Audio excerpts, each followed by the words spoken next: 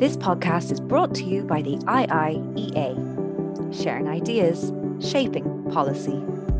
Thank you all very much for your attendance. Alex White is my name, Director General here at the Institute, and it's wonderful to see such a full house, and the interest there undoubtedly is in our business of the afternoon, which is the launch of the OECD Economic Survey of Ireland 2025. So we're very pleased here at the Institute to host the event, and we've lined up, along with the Department of Finance and OECD indeed, a really, if I may say so, impressive list of participants and speakers, and I'll introduce them to you in a moment. But I just want to take this opportunity to thank the Department of Finance and the OECD for helping us here at the Institute to put the event together. We enjoy a very close working relationship with the Department of Finance, and this is frankly exactly the kind of event that we value here at the Institute and our members value, offering the opportunity to think about, well, to track, first of all, and understand and think about and analyze critical economic trends domestically and internationally. So we're very pleased, as I said, to be joined by a really impressive panel. Particularly pleased to have Minister Donohoe with us. Come back to that in a moment. Minister of Finance and President of the Eurogroup. Alvaro Pereira is the OECD Chief Economist and G20 Finance Deputy, and he will present the survey to us shortly. Dr. Martina Lawless is Research Professor at the ESRI. Muge Adelaide McGowan is a Senior Economist and Head of the Japan-Ireland Desk at the OECD. And John McCarthy is Chief Economist at the Department of Finance. So as I said, Mr. Pereira, in a few minutes after the Minister makes some opening remarks, will introduce the survey, and that will be followed by a panel discussion, which is chaired by Professor Francis Rowan, who's just right beside me here. We're delighted to have you, Francis, here this afternoon yet again back at the Institute. Francis Rowan is chair of the National Competitiveness and Productivity Council, and that panel discussion will last for 40 minutes or so. Just to remind everybody that today's event is being recorded, so it's on the record, and to bear that in mind. So our guest of honour, if I may describe him as such, Paschal Donohoe, is Minister for Finance and President of the Eurogroup. I saw that he was writing recently somewhere that he described himself as the last survivor of the government of, I think, 2014 onward, the government that he joined the cabinet at the same day as I did in 2014. And he described himself as a survivor. And I think you'll all agree that Paschal Donohoe is a lot more than simply a survivor. And but that was the modest way he described himself. In fact, he and I have had sort of parallel careers, though mine, as you will appreciate, ended a lot sooner than his looks like ending. In 2004, he became a member of a local authority, same day as I did. 2007, we both ran the general election that year. We were not elected, either of us. 2009, we both ran in by-elections, he just here and me across the river in another constituency. In 2011, we were both honoured to be elected to Dáil Éireann. Subsequently, we both became chairs of Oireachtas committees in 2011. In 2012, I became Minister of State. In 2013, Paschal became Minister of State. In 2014, we both joined the government as cabinet ministers. In 2016, well, I was going to say you all know what happened to me. I certainly know what happened to me. It was the door. But Paschal, as I said, has done a lot more than simply survive. He has had and is having a most critical role in government throughout those years, and indeed internationally as president of the Eurogroup. An excellent cabinet colleague, I remember, if I may say so, just to personalise it a little. And I do remember one time, I'll just say this very briefly, coming back and with great empathy for colleagues and support, which is the kind of thing that people sometimes forget, that, you know, you're sort of, you know, you also have a certain amount of humanity associated with yourself. I mean, you're a human being as everything else. Great supporter in cabinet on the business of cabinet. But I do remember one time coming back from an interview in RTE or somewhere. Sorry, RTE here, I better not say it was them, but I think it was.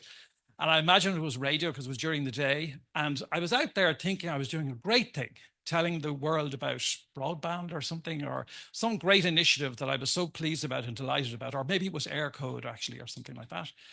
And all the journalists wanted to do was to ask me how it was going to go wrong. It was definitely going to go wrong. What were the pitfalls? What were the problems? So, you know, the way you get 30 seconds to make your point, and then the rest of it is kind of, you know, you're dreadful and you're appalling and this is never going to work and all the rest of it. And I remember coming back into town and meeting Paschal. He said, God, he said, I heard that. Like, he's something like, does any good turn not go unpunished or something like that. So a real sense of solidarity and a really good colleague and a good guy. So I'm delighted as Director General to introduce Paschal Donohoe, Minister for Finance, President of the Eurogroup, to address you this afternoon. And when that has finished, I'm delighted that Francis Brown will take up the running then with the panel. So Paschal.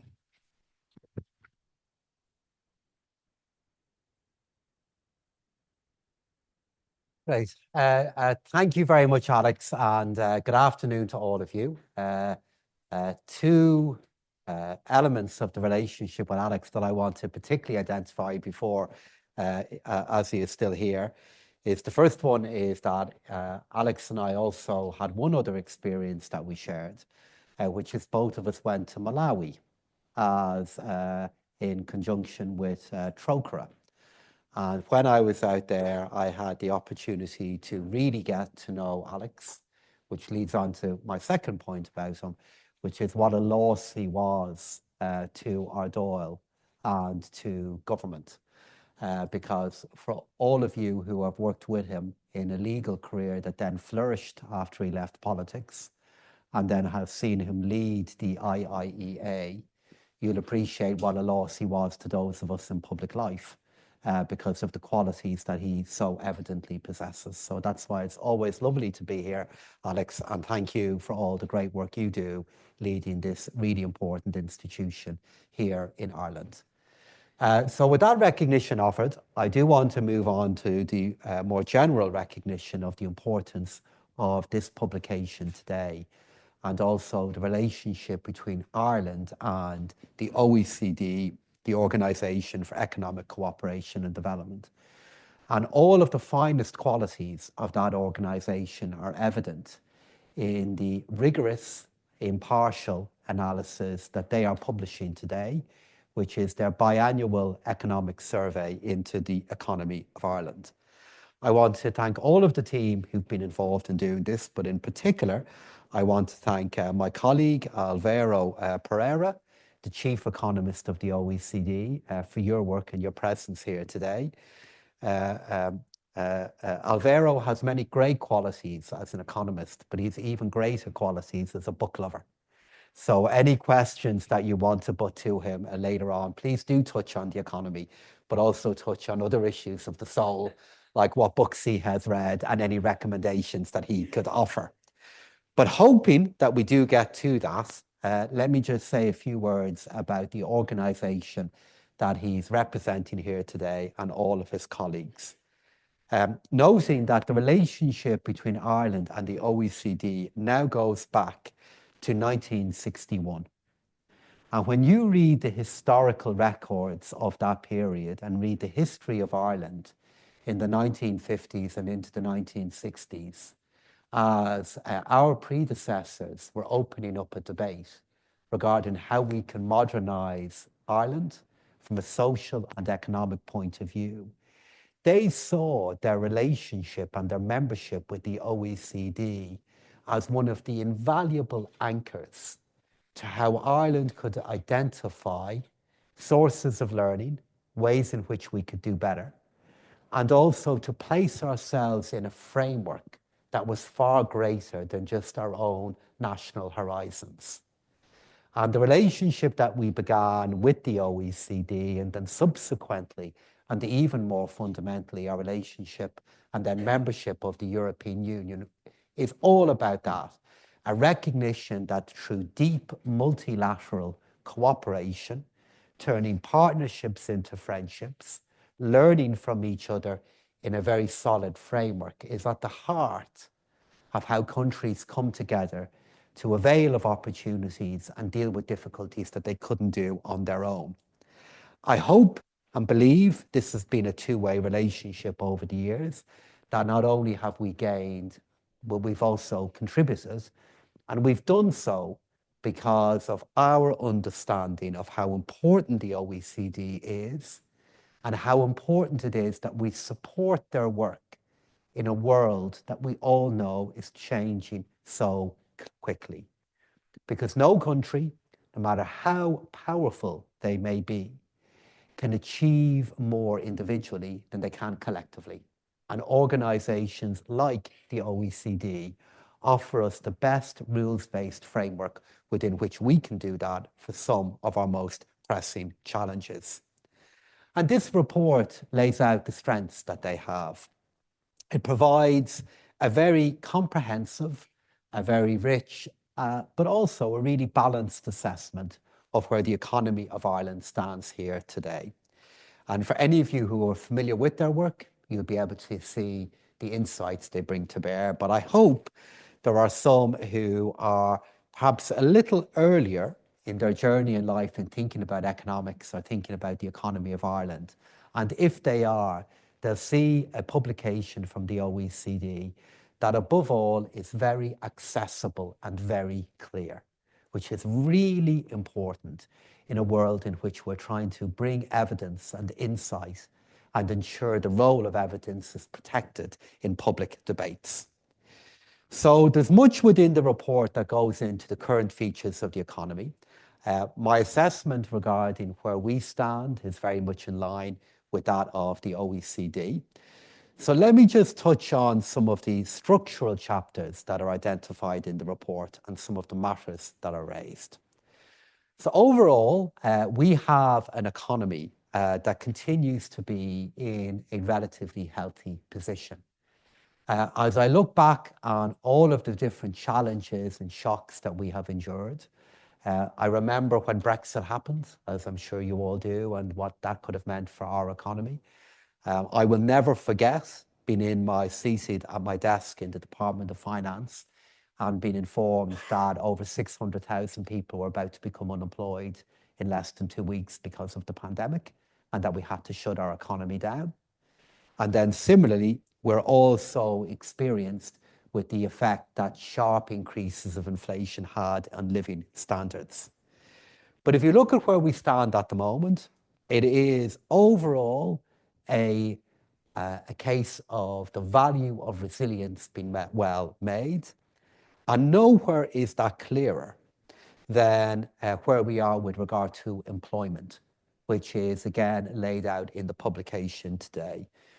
2.8 million people are now working in Ireland. That is 3/4 of our working age population. And I remember when I started thinking about economics in the late 1980s and studying it in secondary school, reading publications and studies that were mainly focused on structural levels of unemployment in Ireland. I remember reading a very slim book by Paul Tansey many years ago, many decades ago now, in fact, regarding why is unemployment so high in Ireland and why can't we get it down? Where we stand here today is an unemployment rate of 4.0%, the lowest in 2 decades. And within that, the share of women participating in our labour market is at its highest level ever. The youth unemployment rate remains relatively low at 11% and is well below the EU average. But with that acknowledged, what I also have to acknowledge, which we're all now keenly aware of, is the degree of change that is taking place around us. How the global economic landscape is now reshaping, and the big shifts that are occurring, and the growing reality that the new normal that we are slowly moving into will be very different to what we have believed to be normal in recent decades. The risk of trade fragmentation, the risk of a debate and change in relation to the nature of globalization really matters to us because we're so open and because we are so trade intensive. So this points from a government perspective to what we need to do. Again, this report provides a very fair commentary into our actions in this area. We have to control the controllables. We have to influence what we can directly influence, look at the decisions that we can take in relation to infrastructure, how we spend the money that we have, ensuring that we get better value for money, looking at the progress that we've made in human capital, but looking at how we can enhance the learning and quality of all that our people can bring to the workplace in the time ahead. The report also acknowledges the work that we've done, but clearly the immense challenges that await with regard to climate change. Yes, we did see greenhouse gas emissions decrease by 6.8% in 2023. It's the lowest that it has been in 3 decades. It's below the 1990 baseline, but we have to reduce them by 51% by 2030. So we have so much more work to do. And as we are doing that work, what will always matter to me is our economic stability, the quality of our public finances. The report acknowledges the really important work that we have done with regards to the Future Ireland Fund, the Infrastructure, Climate and Nature Fund, our efforts to put budget surpluses into them, a project that myself and Minister Chambers are absolutely committed to. But the report reminds us of why we need to do this. The costs of demographic, the fact that those costs can and will grow, and the need for us to build up resilience to deal with that. And as we look at the progress that does need to be made, it's then so appropriate that the survey provides a full chapter to focus in on our challenges with regard to housing and links progress on housing to where we are with national competitiveness. And on that note then of competitiveness and in a world that is changing, that I will conclude. We are in a world that has become more uncertain. There's no room for complacency, but I remain confident that if we make the right decisions, we can compete harder, we can retain our position as an attractive place to invest in and create a job in.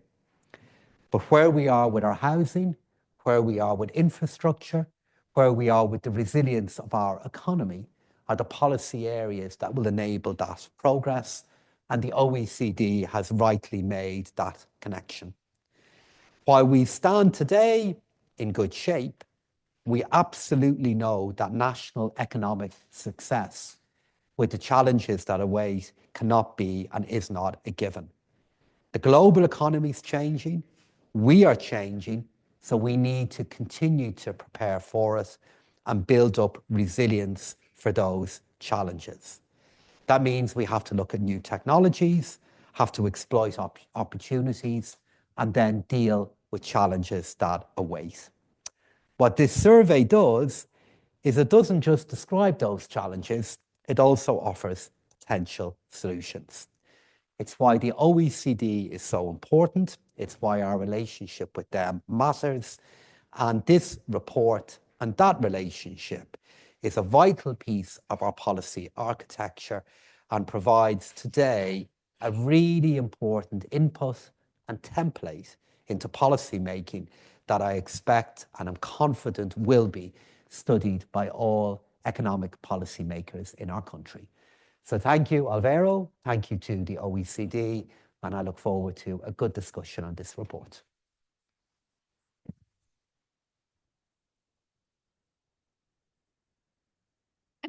Minister, thank you very much for those excellent words. I've been told to treat this like an ice cream cone, and I did say I'm not a regular eater of ice cream cones, so people wave at me if you're not hearing at the back. I think, Minister, you said something which resonates with me very strongly. As a country, as a small country, we look out. One of my experiences has been is that big countries don't look out, small countries do. And that's becomes really valuable then when you have international organizations like the OECD, to which you can then cross-refer to so many other countries. So there is something about being small that means we used to look across the water, then we looked to the EU, and now we look more globally. And I think there's a huge amount of learning from that. And what's great about the OECD's work is really where it does the analysis and points out things, makes, as you call them, I think in your presentation, them potential solutions. Not the only solutions, because I think we need to identify ourselves with those solutions, but they basically trigger that openness. So it's my great pleasure now to introduce Dr. Alvaro Pereira, who's going to present the summary of the report. Thank you.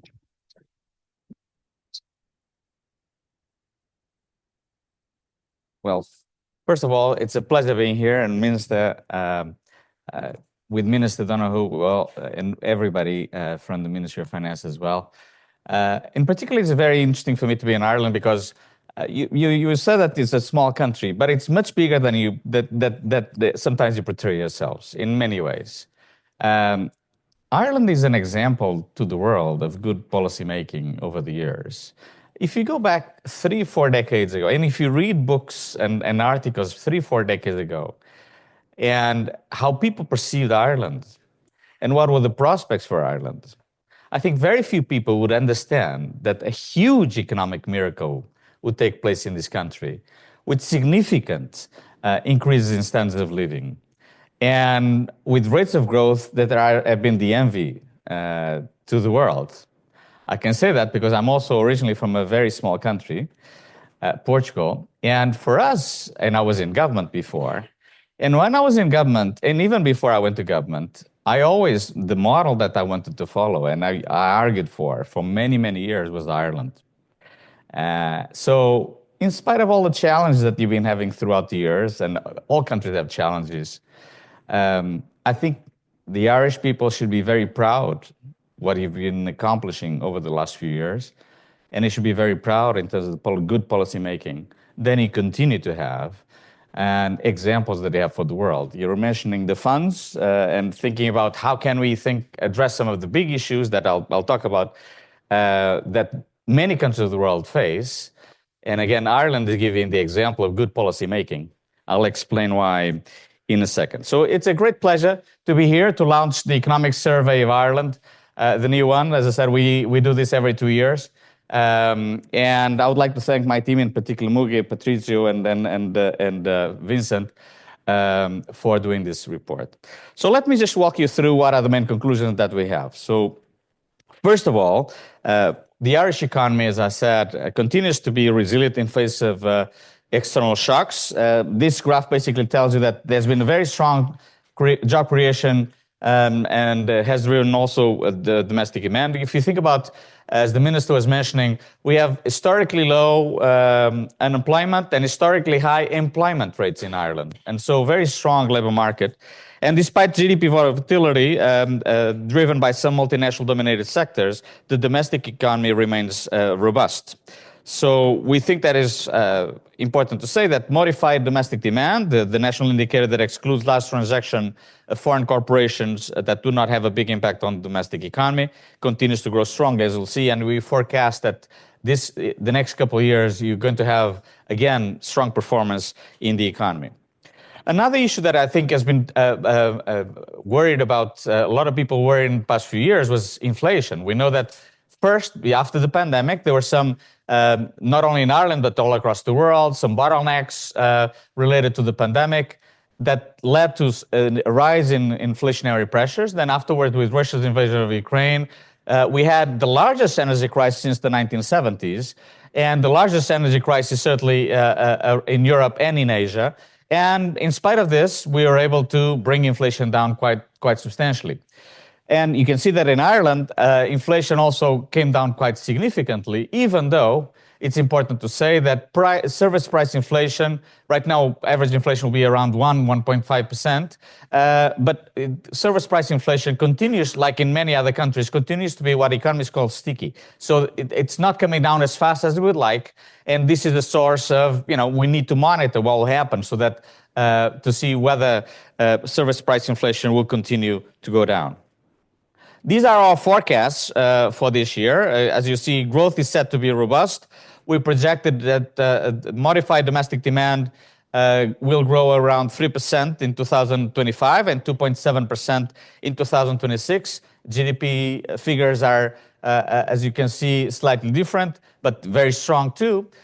So if you put things into perspective, as I said, I follow more than 60 countries directly. I don't see these figures, especially in a country as developed as Ireland, very often, okay? The Irish economy right now is very robust, continues to have very solid growth, unemployment very low, as I said, and inflation slightly below this year, 2% in 2025 and 26 as well. So what are the main priorities that we think that Ireland should focus on in the next few years? First of all, it's absolutely essential to ensure long-run fiscal sustainability. I'll talk also about housing affordability and about climate challenges, but I'll start with the long-run fiscal sustainability. So let me start first with the good news. The fiscal position of Ireland right now is currently strong, with buoyant revenues and budget surpluses. This is obviously an enviable position but can lower the efficiency of a prioritization of expenditures.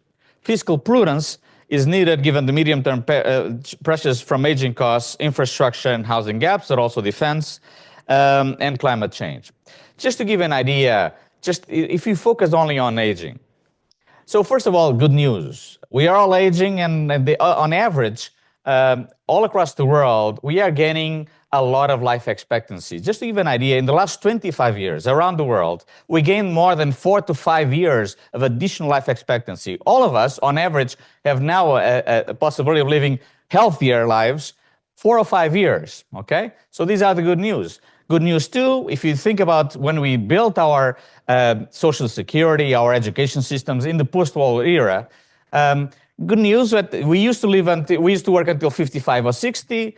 We would die at 65, and that was it. Right now, the fastest growing age group is 100 plus, growing at 15% a year. Not only that, especially the youngest, but not only so youngest, to get to 80 or 90 is not going to be a surprise. Before, remember, in the time when most of us were born, getting to 100 was almost impossible to think, or when we celebrated, my gosh, this person got to 100. It was newspaper news. Right now, it's becoming very common. And we're living to 80, 90. We have more than 70 to 80% chance of getting to 80, 90, and often with healthy lives. What does this mean? Well, in the old days, if we live until 65, retire at 60, not a big deal. Not a big problem in terms of aging costs, not a big problem in terms of health or pensions. But now imagine that you retired 60 or 65 and you live until 100 or even 90. What does this mean? First of all, you have to decide yourself what are you going to do for 30 or 40 years. That's very important because obviously you can be a retiree for 40 years, but will you get bored or not? Well, but a possibility is that perhaps when you get to 50, 50-something or 60, you might think of changing your career. So something that we like that is happening in Ireland and you should invest more is lifelong learning, to give possibilities that if people, instead of having a midlife crisis, they have middle life opportunities to change their lives and to be able to start their careers that they always started. Minister likes books. I love books too. And one thing potentially, it's after you retire, hopefully it will not be so soon from public service, you'll be able to write your books and that sort of thing. So, and other people do pursue what they want. So this is the good news. The bad news or the challenge is we also know that there's going to be significant aging costs. So if these are not addressed, just in Ireland is going to be one of the largest aging costs of the OECD. We estimate it is 5.7% of GDP. It's a huge number, okay? So you need to prepare for this, and you need to tackle issues regarding pensions, healthcare, and taxes too. So that's why we think that even though right now we have a robust fiscal situation, you need to prepare for the future, and you need to take into account these aging costs that will come. So even though you have a surplus now, you have fiscal prudence is very important. That's why we like the funds that were established exactly to tackle these issues are absolutely essential so that you are able to address these issues going forward. A key priority is also to avoid the pro-cyclical expansion of the current expenditures while meeting capital investment needs. In this context, the introduction of a domestic spending rule and the creation of 2 long-term savings funds are welcome. However, the rule has been breached sometimes, and since its introduction, partly reflecting spending overruns. We have the graph here, spending overruns in terms of health, especially in the health sector. More binding fiscal guardrails to complement the EU rules with improved fiscal framework. Comprehensive expenditure reviews linked to the budget process can help deliver spending efficiency gains. In the health sector, we also believe that the plans to shift from a hospital-based healthcare to one that integrates primary, community, and long-term care should be swiftly implemented. Also, another issue that I think is very important is to is the graph basically tells you that right now corporate income taxes are very important in the overall tax base for Ireland. And in fact, in terms of corporate income taxes, just 3 companies account for a substantial share of these corporate income taxes. So there's room to improve the medium-term resilience of tax revenues. Corporate tax revenues have risen sharply, as some of these revenues are potentially transitory and are concentrated. As I said, with 3 firms accounting for 38% of total corporate tax revenues in 23, there is a need to ensure diverse and stable revenue sources to finance spending priorities in the medium term. So broadening the tax base could include personal income and value-added taxes reform. So, for example, one thing that is never popular around countries, but we emphasize this, you have several reduced rates in Ireland, and perhaps taking into account, perhaps you might not be a bad idea that you try to review this, whether you need so many reduced rates, or is there anything you can do to enlarge the base. The same thing for personal income. The second priority is to improve the business environment. Remember, you've been so successful in the past 3-4 decades exactly because you've been able to get a really good business environment. But the most important thing is that you cannot let go. You have to be always with a reformist attitude and to be able to try to improve even further in terms of the business environment. And one of the issues that we talk about is labor shortages. In terms of labor shortages, the OECD just very recently produced surveys for firms, labor shortages in 36 countries, Ireland included. And I can tell you that besides, I'll talk about this graph in a second, but those surveys of 36 countries show that Ireland has the second highest labor shortages in construction of the OECD and has the highest labor shortages in industry. So industry and construction, you have some of the highest labor shortages in spite of very fast population growth. And also in health, you have very significant labor shortages. So if you compare Ireland with all these countries, you have very, very large labor shortages. So the planned investments in housing, digital and green transformations, infrastructure and healthcare are critical for the future competitiveness and long-run growth. And as I said, vacancy rates, which is in this graph, have recently been declining, but remain above pre-pandemic levels and are especially high in the public sector. So you have public sector, health, construction, and industry with very acute labor shortages. So you need to address them. In terms of some of the labor shortages, as I mentioned, vocational training and training for the low-skilled, unemployed, and inactive is key. And we think this is something that we covered in our survey. One way to address labor shortages is further boosting female employment rates, even though now have reached record highs, but still there's a lot of part-time work and there's more could be done to further boost employment rates of women with flexible work arrangements and increase in child care subsidies, which continue to be fairly high in Ireland.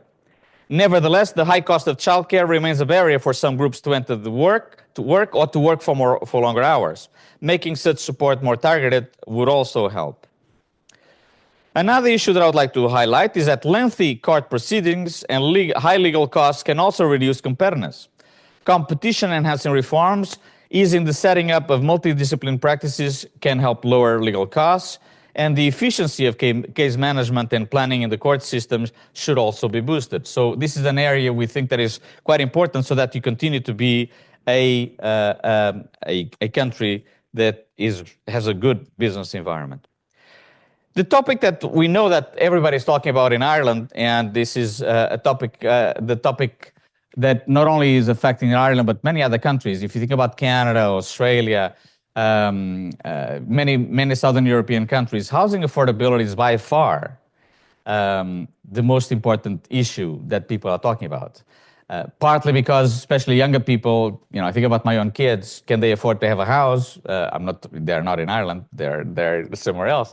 But also because housing prices went up fairly dramatically in many countries.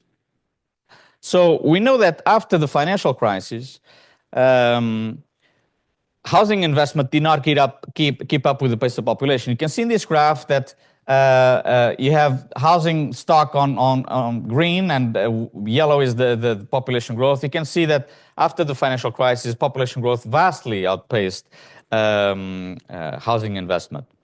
So we welcome recent policy measures which have increased housing completions, but continuing imbalances between housing supply and demand are reflected in high house prices and rents. A wide mix of measures is needed to boost supply, and so let me concentrate on a few of these. But important is going to be in the next few years, as I think has been identified by the government, is supply, supply, supply. You need to increase vastly the supply of housing in this country. So an accurate assessment of housing, just change the slide, sorry. Okay. An accurate assessment of the housing needs is crucial for policy design. The recent increase in annual housing target is welcome. However, planning permissions do not always translate into home completions due to judicial reviews and viability challenges, especially in urban areas where demand is high, like in this city in Dublin. The availability of fully serviced residential zone land in the correct locations should also be ensured to meet housing targets. On the other hand, high construction costs, notably for apartments in urban areas, and low productivity in the construction sector. We have a dramatic graph in the survey that show that the productivity of the construction sector is one of the lowest of the OECD in this country. So high construction costs and low productivity in the construction sector decrease the efficiency of housing investment. The lack of standardization and lack of scale due to fragmentation are the main drivers. And so regularly assessing the drivers of relatively high Irish construction costs, easing regulations with respect to size and specifications of units, and increasing adoption of modular housing would help. Also, the provision of social housing is expanding but has not kept up with the needs, leading to long waiting lists and rising numbers of people experiencing homelessness. There's a need to improve the efficiency and sustainability of social and affordable housing, and the current social housing funding model should be reassessed to diversify sources of finance and lower the dependence on the private rental market. And so a higher supply of social housing combined with streamlined allocation processes can also help combat homelessness. The final issue is the climate transition. I'll talk mostly about mitigation, but also we talk about adaptation. We know that temperatures are rising in Ireland. Ireland is one of the many parts of Ireland are vulnerable to sea level rises. So adaptation is going to be absolutely key. But we know that Ireland has well-developed mitigation and adaptation frameworks, and they include legislated targets of cutting greenhouse gases emissions by 51% from 2019 to 2030, and climate neutrality by 2050. But also Ireland has some sectoral carbon budgets. However, the speed of implementation and compliance with sectoral limits should be improved to meet intermediate targets. In particular, electricity demand is rising, reflecting population growth, data centers, electrification of heating and transport. And so it's important to accelerate the renewables. And renewable electricity generation has risen to 44% in 2023, which is above the OECD average, but is well below the target of 80%. We also talk about the mix of policy tools for the green transition, and we think that it's quite important to have more consistent pricing of emissions. You can see in this graph that you have carbon taxes, especially in the road, but the road sector, but many other sectors, like it happened in other countries, there's not a lot of carbon pricing. And so this is an area we think that it could be working on a little bit further. So let me just sum up what we concluded here. So first of all, Ireland continues to have a very robust economy. And we forecast in the next few years, the Irish economy will continue to do very well. And so, as I said, I follow more than 60 countries directly, and it's rare to see, especially a country with this level of income that is doing so well. Okay? This is possible because of the strength of the business environment in this country and the good policies that Ireland has been pursuing in the past few years. Still, we think that it's very important to maintain fiscal prudence. You might say, okay, we have a surplus And we are doing great in terms of the economy. So listen, let's spend it out. I would not advise you to do that for two reasons. First of all, when the economy is doing very well, and if you use a lot of fiscal stimulus, very likely you'll end up with a lot more inflation, and very likely you end up with trouble. I'll give you an example of Chile. During the pandemic, they decided the economy was okay, starting to recover, mostly because of copper and many things. But they decided to spend about 17% of GDP, use their pension funds, and stimulate the economy. Well, they had very large inflation rates that have been very difficult to be able to bring down, okay? So when you spend a lot in a period that you do well, very often that calls out for trouble. The second issue is what you need to do to prepare. There's increasing demand to spend on climate, on defense, and the aging costs. Just on aging, remember, 5.7% of GDP is almost 6% of GDP. It's one of the largest. I think only Slovenia or Slovakia is higher than Ireland. And so you need to prepare for this. So that's why it's so important that that fiscal policy continues to be prudent. And that's so important that the funds that you've established will be a cornerstone of public policy going forward, continuing to strengthen the fiscal framework. The final part is supply in terms of housing. It's absolutely essential to accelerate the supply of housing, and it's absolutely essential to implement the plans that have been designed. Affordability is an issue for many families, and so that's why housing is such an important topic when we talk with our families and friends, or when you talk with your families and friends in Ireland. And finally, preparing for the future also has to do how can you prepare for the green transition using the opportunities. So all these topics we talk about in the economic survey, so looking forward now for the debate. Thank you.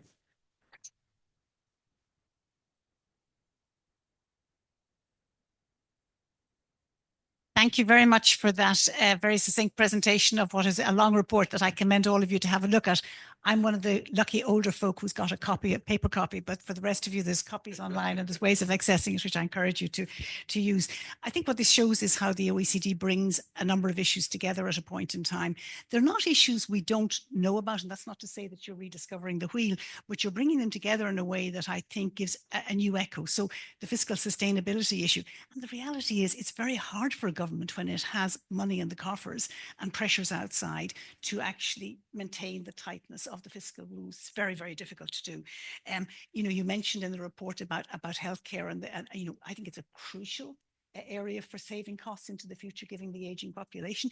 We've kind of known those issues for a long time, but they're now back on the agenda, and I think it's very good to have seen them in this particular presentation.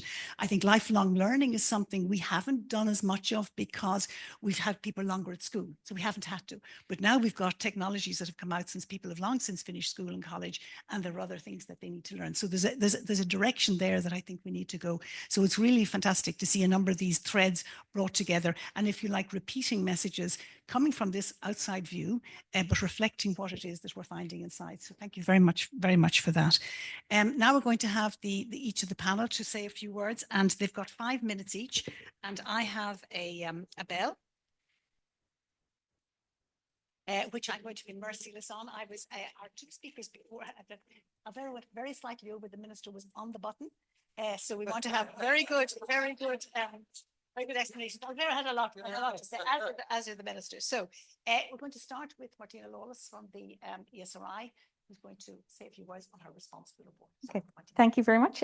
Thank you very much for the invitation to be here. And I'd obviously like to start by congratulating the OECD for their excellent report. Their work, I think, provides a lot of insights that are very valuable as we sort of navigate various complexities for our economic landscape. As Alberto touched on, and as Francis said, the report is extremely wide-ranging, so I won't attempt, out of fear of Francis's bell, to cover all of the points it makes, but just to pick up on a couple of really the key themes.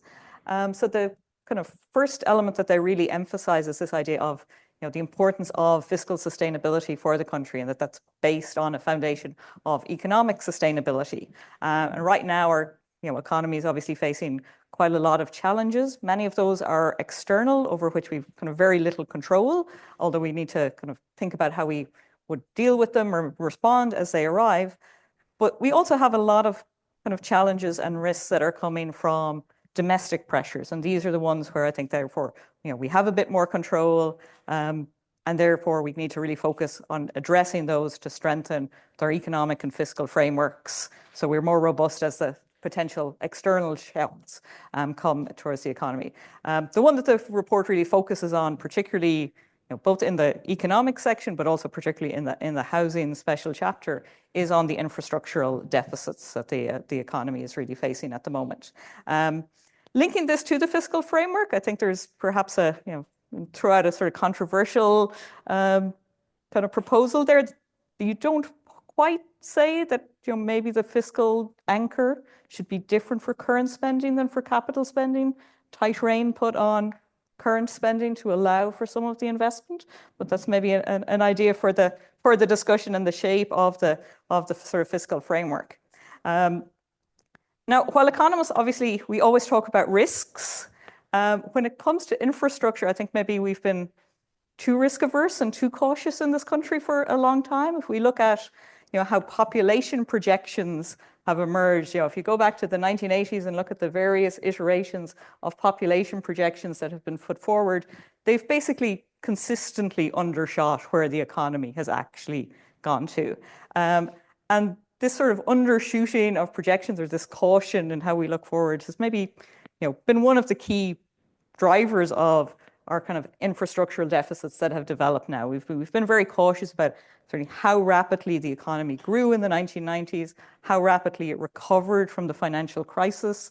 I think, and this is fantastic. This is one of the strengths of the Irish economy. It's been incredibly robust in the face of a lot of really substantial shocks, particularly the Minister mentioned the three big shocks of the last number of years, and yet the economy is one of the strongest growing across the OECD.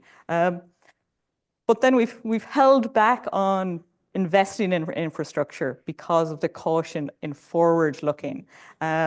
I was just thinking of the obvious examples are in the projects that we haven't progressed, like maybe Metro and so on. But even if you look at projects that did get developed, I was looking back at some coverage of when Dublin Airport's Terminal 2 was opened in 2010 and was declared to be a complete white elephant. There was no way the country needed an airport that size. Now, Alberto will have flown in there perhaps this morning and not have seen a huge amount of excess capacity, not being used in that airport. So I think we kind of need to let some of the fears of large projects, be put to one side and be ambitious in what infrastructure is needed, because a lot of these infrastructural developments then are potentially holding back the competitiveness of the economy, and particularly both in terms of infrastructure, but also in terms of public amenities and public services. They're also putting pressures on businesses. So there's a sort of like a loop that the OECD kind of draw attention to, whereby the underinvestment in infrastructure and public services are putting cost pressures on businesses. And obviously in terms of the grid and water, that's true both for the foreign direct investment multinational sector, but to a large extent, they're very productive, they're international businesses, they're able to adapt and pay the higher wages that their workers need to deal with kind of higher rents and so on. So they're having much greater pressures on the domestic, the SME sectors, who are finding it much more difficult to kind of keep up with the price pressures that come from, in some ways, these infrastructural deficits. And obviously, Frances, in her National Competitiveness Council role, will that's Frances and her bell. So I didn't get to my last point, which was build, supply, supply, supply. And I just totally would echo both the welcoming that the OECD made of the updating of the housing targets. I think the next crucial step is that they cascade down to county development plans and local area plans as rapidly as possible. Those are still all based on the 2016 numbers, and that needs to be done incredibly rapidly. And in terms of final point, Frances, those local plans should be taken much more seriously. The certainty in planning permissions. If you're put in planning permission for a project that's in line with the local development plan, there should not be such uncertainty about planning permissions. And that would be a really quick step, controversial one perhaps, to getting the supply unlocked. Thank you very much. Thank you very much indeed. And having looked at some planning issues last year and what we were doing on the Competitiveness Council, it's really very clear that the lack of certainty in the system is a huge drag on the economy and on the decisions to invest. And I think getting the right scale back again for some of the builders is a fairly crucial one, which has been mentioned a lot in the recent past. So Dr. Mugadele McGowan, would you like to say a few words? Thank you. Yeah, thank you. Thank you to everyone. I'll be brief because Alvaro covered all the main messages, but I thought I could say a few things about housing that already you mentioned. I think in terms of the supply, the planning is the most crucial element in the 2022 survey. That was our key recommendation. And now there's a new planning act, which we very much welcome. But we note that its effective implementation will depend on swiftly deploying the secondary regulations and having enough planners both at the central and the local government level, and also it increased digitalization of data to improve the case management of planners. Second, I would like to say that when we prepared the housing chapter, we met many stakeholders. It was fascinating, and everyone has different perspectives, as can be expected. But I think everyone had the same common message that frequent and large-scale changes to the fiscal and regulatory framework just creates investment uncertainty, and that's something that people would like to see avoided. And third, now the government is a big actor in the housing sector, and the number of schemes, the fiscal costs are increasing. So it's important to have value for money for public investment in housing. And in this sense, we felt like that different data sources give different results on aspects of the housing market, like especially the rental market, for example. Is there enough, or what's happening? So to design the best policies, we think that there should be improvement in the data about housing, and that these different databases from different places should be combined. So I'll stop there before the bell.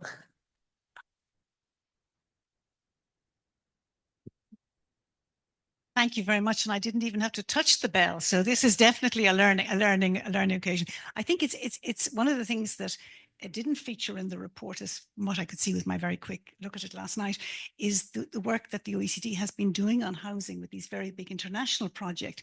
And that involves looking, not the people looking at housing being the usual suspects, but also being more the architects and planners and engineers, because really we're talking about different ways of living. And the scale of what most countries require in the OECD is huge. For us, it's enormous.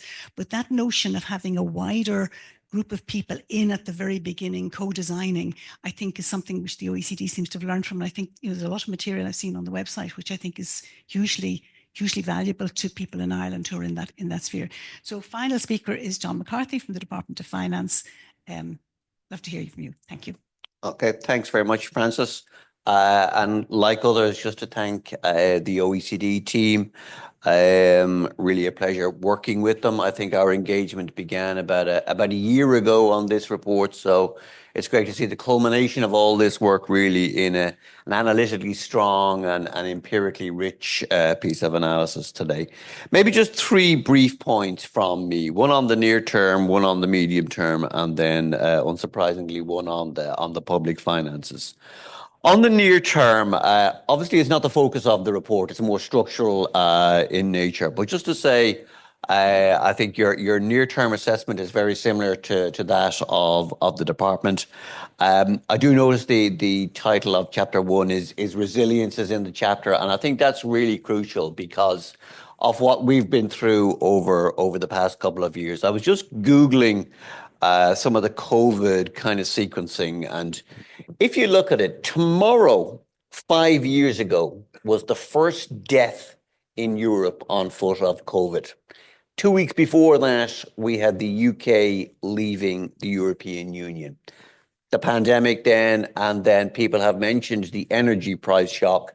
But what wasn't mentioned then was the sort of most aggressive monetary policy tightening really in a generation.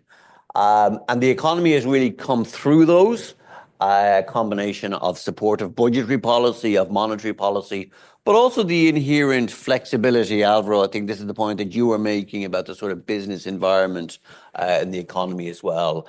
And I think the overall kind of takeaway from me from that kind of first chapter is there has been really no scarring of the economy. I think that's a positive. I think it's important, of course, that we avoid complacency, because I do think we're all aware that there are shocks or potential shocks coming down the line. Secondly, then maybe on the medium term and looking at the economy from a supply side perspective, so focusing on inputs rather than on outputs. And if you look at where sort of from a growth accounting perspective, you break down the growth in GNI star into its constituent parts over the past 10, 15 years, I think you can see the bulk of the increase in incomes is coming from more labor utilization. So as others have mentioned, the employment ratio is at a historical high. Participation rates, especially female participation rates, historically high. These are all positive developments.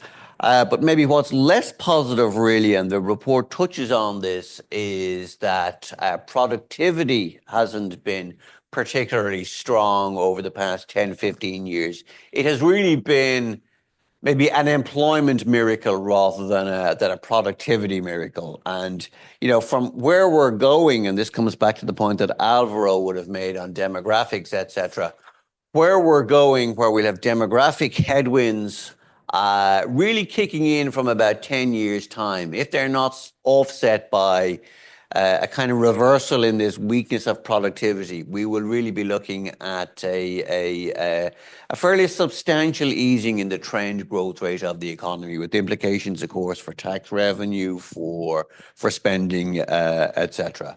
And the report does touch on this, talking about trying to close the gap between maybe the frontier firms and then the sort of long tail of less productive firms. In fact, the previous iteration of this report went into this in a lot more detail, and was a really good piece of analysis.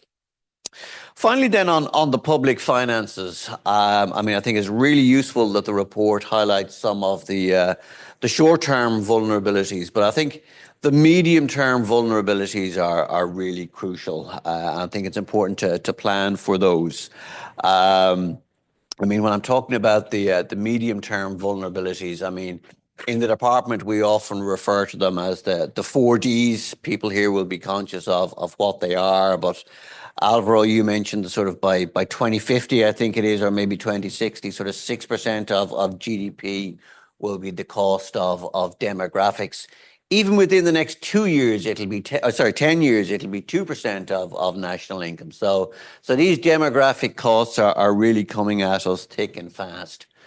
On the other Ds, then the cost of decarbonisation, and there's been a lot in the media about this over the last while. I mean, we've done some work in the department on the revenue side, looking at the cost of moving away from fossil fuel consumption and what it might mean for excises and some of the other taxes that are reliant on fossil fuel consumption. We would be looking at, you know, if we were to move to carbon neutrality straight away, the loss of about 5 billion sooner rather than later. The third D then is kind of digitization and sort of the fiscal costs associated with smoothing that digital transition. And then finally, you know, global fragmentation, deglobalization, etc. Moving from a first best world where trade and investment are undertaken on the basis of comparative advantage to a second best world where trade and investment are undertaken on the basis of geopolitical factors and what that might mean for the economy and the public finances. Thanks, Frances. Thank you very much, John. Thank you. So, John, just reflecting on your 4Ds, Alvaro stuck in another D there when you weren't watching, or maybe you were watching or listening and didn't want to mention it, but he did mention the defence word. I heard it. Which is, you know, your 4Ds might become 5Ds, which makes the problem a larger one. I think you're right. I mean, the ability, we've responded very well with employment. And if you like the productivity, if you break down the productivity figures, they're very strong in the FDI sector, not so much in the SME sector, but the SME sector is where we're getting the big bulk of employment. So there is a sense in terms of managing that balance as we go forward. So I'd like now to open the floor for questions, if I could. I'm going to take a few questions at a time, and I'd like you to state who you would like them to go to, so that and they're going to be very brief because the bell will come out again if they're not very brief. And I'd like to say 2 or 3, and then I'll look to see online if there are some questions as well. So let me start looking far at the back. There's some gentleman here with glasses at the back. Yeah.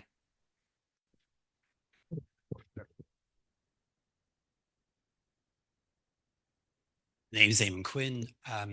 It's for the OECD. I'm just wondering whether the report is not an election too late in terms of recommendations for VAT, for broadening the tax base, and for housing tax credits. Apologies, right. I suppose on a lighter note, would you, second question is briefly, would you have the OECD have any tips meeting a potential US president next, for any government ministers meeting the US president next week in the White House, next month in the White House, relating to tariffs, etc.?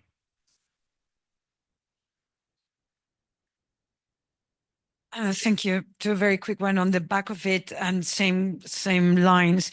All your assumptions and reports seem to be based on still globalizing kind of world as we shift from that. How serious, Draghi said Europe has an existential problem. So how, from the OECD point of view, how worried are you that this may all end up in no value if things go the way that they're going?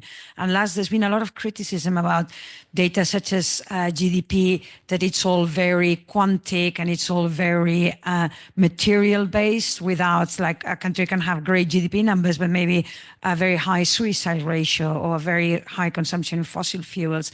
Is the OECD revising the way in which data is computed along those lines?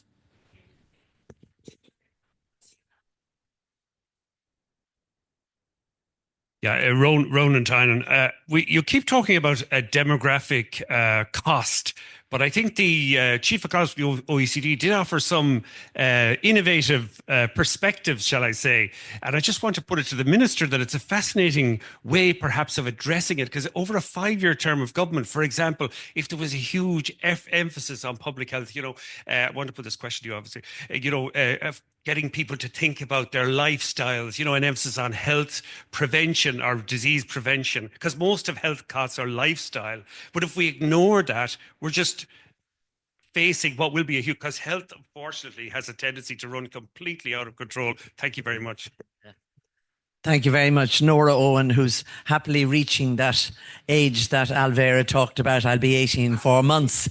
But could I just ask you,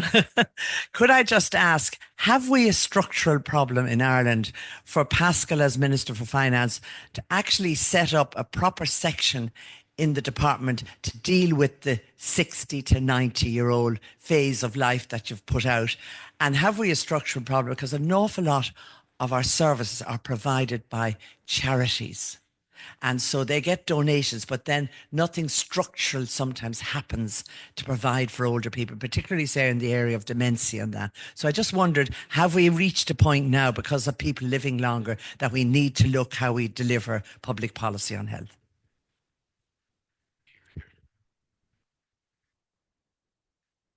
And I have a question online from Tom Ferris, who's an IIEA member, and it's directed at Martina Lawless, asking whether she would agree that the requirements that capital projects have to meet under the government's infrastructure guidelines are too onerous, and that is what's delaying the delivery of completed infrastructure. So I'll let Martina think about that for the moment.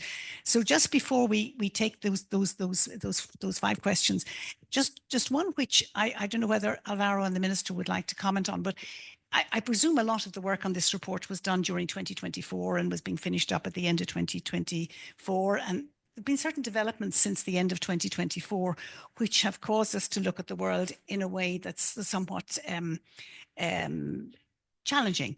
And I suppose two things that come out of that. One is the extent to which I guess the role of the OECD in the context of more of a gap between what maybe the European members would have been thinking about previously and what the American government is seeming to be directing itself. And I suppose the other issue then is the extent to which both of you would think that the European compass is actually, competitiveness compass is actually going to help us to to narrow that gap, if you like. In other words, that some of the issues being sought by the competitiveness compass will actually help to put us more into a context where dealing with the United States might be less challenging. So, Minister, if I could start with you on that. Okay, Francis, thank you. And thank you to all the audience members for the questions that they have put to me and put to the panel. So just to deal with the questions that were put to me there by Francis. So I believe the competitive compass that was published by the European Commission there just over a week ago offers a very clear roadmap regarding how Europe can deepen its own economic foundations so that we are in a position to be better able to deal with the policy challenges that may emerge from other parts of the world. And I would in particular highlight the higher focus that the compass puts on a savings and investment union and the role that that will have not only in supporting investment within Europe, but on the euro, and some of the thinking that is in the competitive compass also regarding the future of the budget of the European Union, which of course Ireland will be playing an important role in our presidency in the second half of 2026. In relation to the very important question there that was put regarding demographic change, is it a cost or is it a benefit? And of course it's both. You know, since when have we begun to say that living longer is a bad thing? Living longer is an extraordinary gift that has been bestowed upon us by science, by good policy decisions, and then by those who are in a position to do so, taking decisions regarding their own life and health. And I see it as an unqualified success that we're all going to be able to enjoy each other's company for a little longer. That, of course, does bring costs with it. Let me acknowledge them very clearly before I make the point around the benefit. And my own judgment is the very early phase of those costs are now manifesting themselves in some of the funding challenges that we are facing for our health services. That it's not just the issues that we've been familiar with for many years regarding budget management. There are deeper issues afoot regarding the demand that those who are old, who did not have normal access to our health services for nearly 2 years, and the needs that they now have. But then the benefits are just unbelievable in terms of people's willingness and interest in working for longer, what that means then to the contribution that they can make to our economy and the taxes they pay on the goods and services they buy, and also their willingness to look after their own pension arrangements as they live for longer.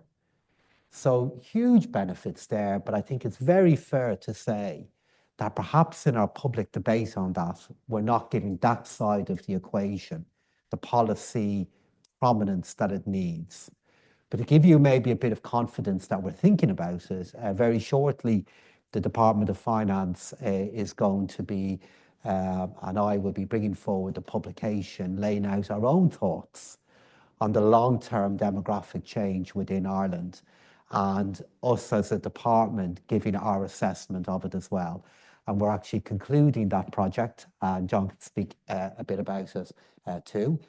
And then just in terms of the OECD timeliness in relation to the points that they make about the broadening of the tax base, I would point to the efforts that we have made in carbon taxation that are nearly without peer across Europe at the moment, particularly as continuing to go ahead with carbon tax changes during an energy-led inflation shock. And I would point to the commitments that we have regarding the future of PRSI as really good examples of how we have either broadened the tax base or are committed to doing it. That means that the OECD report continues to be very timely. And as the nature of globalization does change, and those changes could be more imminent than we suspected, I do think the work that the OECD report includes on the value of resilience, for me, is at the heart of all of this.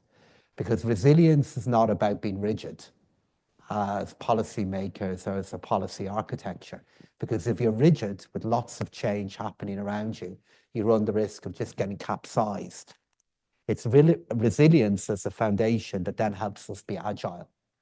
And John has touched on the greatest example of that agility, which is during the pandemic, what we did very, very quickly.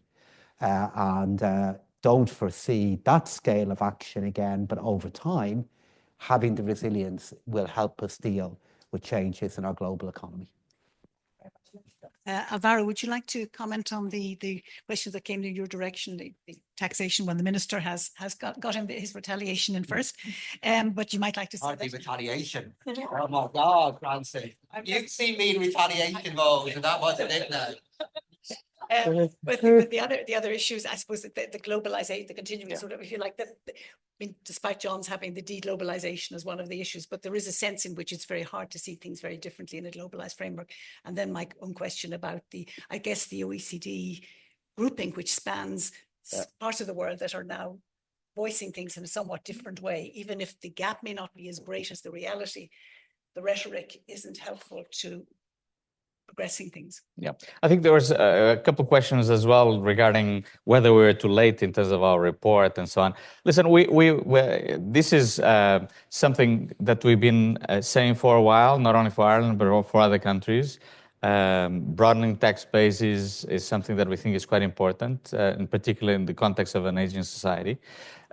So we've been saying that. But sometimes it just takes time, right? So it's not the first or second time that in certain countries we go, it's politically it's difficult to do some sort of measures, even though they might be, they might be tempting. Sometimes in certain countries, the political economy is not there. I'll give an example. Many countries through pension reform is extremely difficult. And the OECD sometimes says for 5, 6, 7 reports in a row, or even more, link life expectancy to retirement ages, because we think this is quite important, make it automatic. This is not the case here, but in certain countries, I was just in Poland, men retire there at 65, women at 60. So there's this decalage between women and men. So, and we say this doesn't make sense because of this and this, but sometimes it just takes a while. So we keep repeating, we'll keep telling you, even though we might be, annoying, I think it's important to tell you the truths, the inconvenient truths. That's our role, and we'll keep doing that.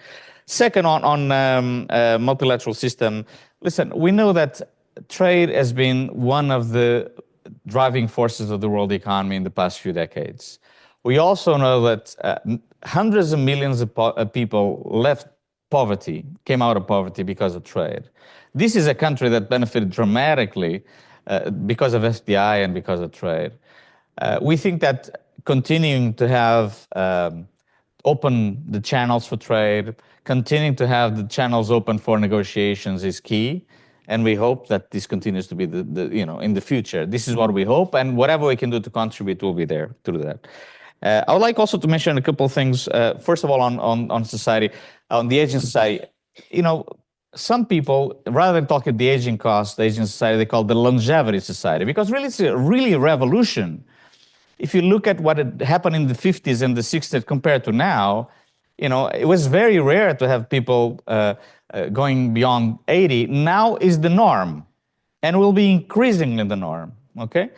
And so we just need to prepare. So the question is basically, how can we change public policy? Well, we need to change, and we need to learn from each other, because basically we will need to redesign everything that we built in terms of systems after the Second World War. So we need to redesign education systems so that people can recycle themselves, upskill, reskill in the middle of their lives if they want. We need to redesign pension systems because obviously we're going to have a situation in which the working age population will come down dramatically. And replacement rates will be a factor. So basically, we need to prepare for these issues, and we need to redesign tax systems, innovation systems, and so on. We are doing something that is very exciting. I've not seen the results because we're just talking with my team. What about business dynamism? If we have an older society, do we have less business dynamism or not? I don't think so.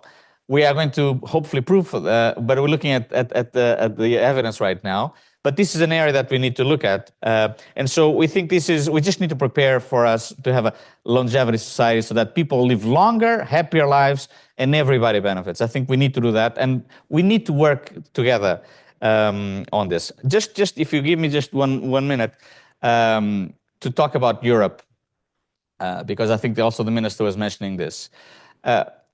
Europe, I think this is a very important time for Europe because this is a time where some of the reforms that Europe has been postponing. Now we have two fantastic reports, the Draghi and the Letta report, but it's time to implement them. In Europe, listen, I was in government 12 years ago or so, and many of the topics that we're talking about Europe still there. Okay, not much has moved. And what do we see? Right now, we have a significant productivity lag between Europe and the United States. The productivity growth in the United States is close to 2.7% right now. Europe is lower than 1%. We just published a paper at the OECD that showed that with AI, the productivity impact is going to be quite significant, between 0.4 and 0.9% of labor productivity, big bump. But it's going to be mostly first in the United States, and Europe will lag. In fact, countries like Italy and France will lag substantially. So the divergence between the United States and Europe will increase. What can Europe do to use this to be able to overcome these issues? Well, two things, for example, in the single market, transportation networks. The Europeans are talking about 10T corridors, which is linking north and west and east and west, north and south and east and west.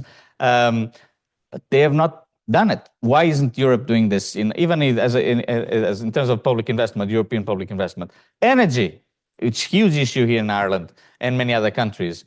The energy grids continue to be not fully integrated, and the market is not integrated. In Europe has been talking about this for a long time. After the energy crisis, there was more, but I think there need to be more. And then the third issue about Europe that the minister was mentioning, the Capitals and Investment Union. Remember, one of the reasons why the United States has firms that are a lot more innovative than the Europeans is that for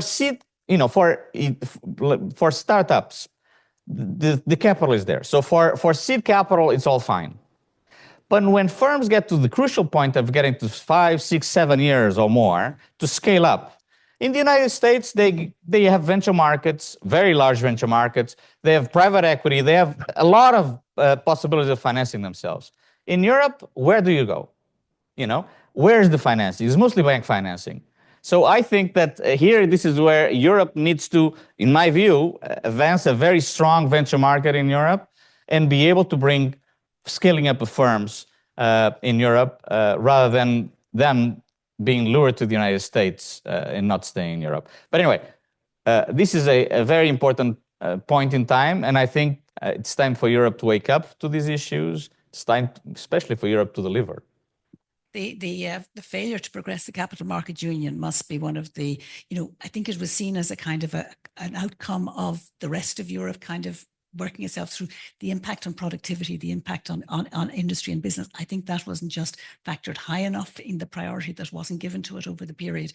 And it's great to see it being relabeled in the new world, and hopefully will progress very quickly. Because the one thing we can see is that some other countries tend to move a little bit more quickly. What's good is that Europe has got mechanisms at the moment to be able to have the Commission led with the support of countries, which I think is, I'm really very relieved to see that that's there now, because we would have been in difficulty if we didn't have that modus operandi in place. Martina, there was a question for you. Do you want to? Yeah, so on the infrastructure guidelines, obviously I bet a kind of key point about the infrastructural deficits that we have in the OECD report is very clear on those. But at the same time, that has to be balanced with that we get value for money. So it wasn't a suggestion that all capital projects get the green light immediately. So kind of good evaluation, clear guidelines on what gets funded are really crucial to making sure that, you know, the infrastructure gets developed in a kind of efficient value for money way. There are probably issues with delays in the process. In particular, planning is the obvious one, but in other areas, particularly related to energy, you've got sort of multiple steps in terms of permits and permissions and so on that all have to be done one after another, where, you know, maybe could be done simultaneously as efficiency gains. Also, I didn't mean to suggest that all infrastructure and all capital spending was coming from the state. There's obviously, particularly in the housing deficit, a huge role for the attraction of private capital. And that's really obviously a key kind of proposal of the Housing for All strategy. But getting value for money for the infrastructure that is delivered is important, but making sure that it's adequate and sort of future-proofed for a growing economy and a growing population needs to be balanced out with that. I'd also like to pick up on one question that I think kind of wasn't answered, which was on that, you know, economists tend to look very much at numbers, the lady in the front there. But the Department of Finance always at the annual budget has a very nice beyond GDP report, which very much brings in a wider suite of well-being measures to kind of monitor the progress of the economy and society, much more so than kind of like hanging everything on kind of like a GNI growth number. So that's a great publication and maybe addresses some of the question you had there. Thank you for coming in on that. I think we're kind of out of time. I'm conscious of the fact that there's two on the panel who haven't got in again, but then two of their colleagues have got in already. So there's a sense in which we've represented. Of course, Martina was recently at the Department of Finance, so I don't know who's running ahead on this one of winning. But listen, there are some other questions that came in online, but I think we need to bring it to a close. Great report, which I recommend to everybody to look at. Delighted that the Minister is here, came, listened, spoke, listened, and also that the OECD did such a fantastic presentation. We look forward to being here again in 2 years' time and seeing what's happened and whether John has now got from 4Ds to 5Ds and what other changes, and whether or not some of the OECD's great work on housing might actually have featured into, because what Martina's just talked about there is housing is inherently very, very complex, and it links in with infrastructure and so many other issues that we really do need to find solutions that are not what we've been doing forever in the past. But thank all of you very much for today, and thank you for the IEA for hosting this event. This podcast is brought to you by the IIEA, sharing ideas, shaping policy.